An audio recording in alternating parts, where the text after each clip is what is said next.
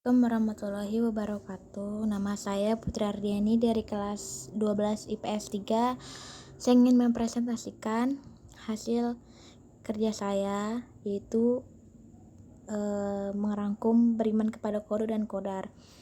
Maaf sebelumnya karena tidak bisa menggunakan wajah saya untuk presentasi dikarenakan kamera saya lagi rusak atau error.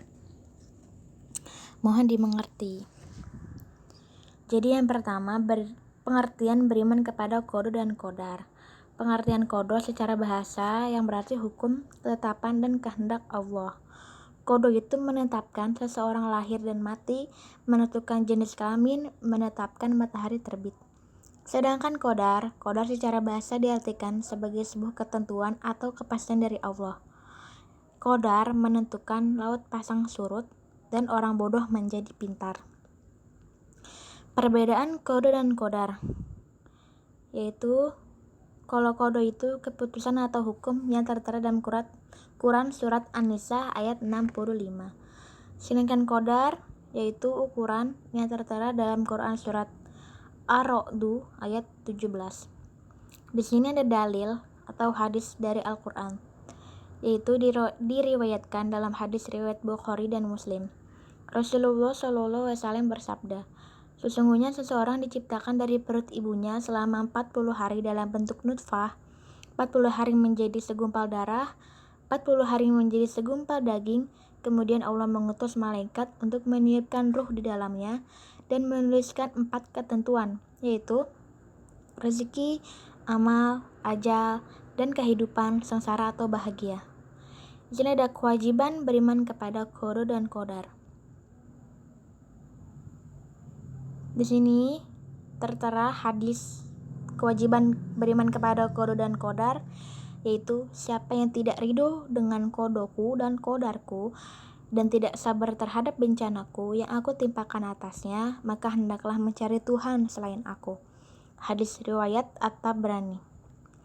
Lalu ada hadis lagi, hendaklah engkau beriman kepada Allah, malaikat-malaikatnya, kitab-kitabnya, rasul-rasulnya, hari akhir, dan beriman pula kepada Qadar atau takdir yang baik ataupun yang buruk.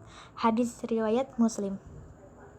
Di sini ada cara mengimani Qadar dan Qadar. Yang pertama, selalu sabar dalam menghadapi cobaan, menjalankan takdir dengan ikhlas dan berusaha, mempercayai bahwa manusia selalu mendapat takdir antara baik dan buruk, selalu sholat dan berdoa kepada Allah agar selalu dilindungi oleh Allah dari takdir yang buruk, tidak mempersekutukan Allah hanya dengan menghadapi cobaan. Contoh Qadar dan Qadar di sini yang sudah disebutkan dari awal, yaitu seperti kapan laut pasang dan surut, mati dan hidupnya, seseorang lahir, jenis kelamin laki-laki atau perempuan, orang bodoh bisa pandai, atau kebalikannya. Ciri-ciri orang yang beriman kepada Qadar dan Qadar yaitu selalu sadar dan menerima kenyataan, senantiasa bersabar, optimis, bertawakal, mengisi kehidupan dengan hal-hal positif, dan tidak mudah menyerah. Di sini ada hikmah iman kepada Qadar dan Qadar, yaitu selalu bersyukur atas nikmat yang diberikan Allah Subhanahu wa Ta'ala, sebab percaya bahwa takdir Allah merupakan ketetapan yang terbaik bagi seluruh makhluknya. Selalu rendah hati bahwa segala sesuatu yang terjadi itu semua berkat kehendak Allah. Selalu berjiwa optimis dan tidak putus asa saat merasakan kegagalan. Mungkin Allah akan menggantinya dengan cara lain yang lebih baik. Ingat ya guys, rencana Allah itu lebih baik. Membiasakan diri untuk bersikap sabar dan tawakal kepada Allah Subhanahu wa Ta'ala, jiwa lebih tenang.